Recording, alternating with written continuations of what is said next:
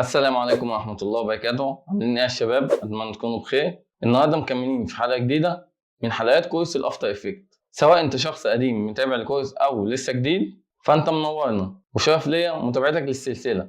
تعالوا كده نتعمق شوية في البرنامج. لما تيجي تشتغل هتلاقي لايرات كتير او الطبقات عموما ممكن تلخبطك، فانت بتبقى عايز على قد ما تقدر ان انت تخفف او تقلل نسبة الطبقات دي بدون طبعا ما تفقد حاجة. يعني مش معنى ان انا اقلل الطبقات يعني امسح حاجات في البروجكت عندي. فدي حلقه النهارده، ان انا جاي اقول لك على 4 طرق تربط بيها اللايرات او الطبقات عموما بشكل احترافي، وكل طريقه بتختلف عن التانية، ولكن كل طريقه ليها استخدامها المنفصل. وفي ميزه كمان، كل طبقه هتلاقي ان هي بتوفر لك نقطه انت هتكون محتاجها. علشان ما اطولش عليكم، شغل برنامج افتر افكت لو عندك، ويلا بينا نبدا الشرح. من تاني، عاملين ايه يا شباب؟ اتمنى تكونوا في احسن حال. وحلقه النهارده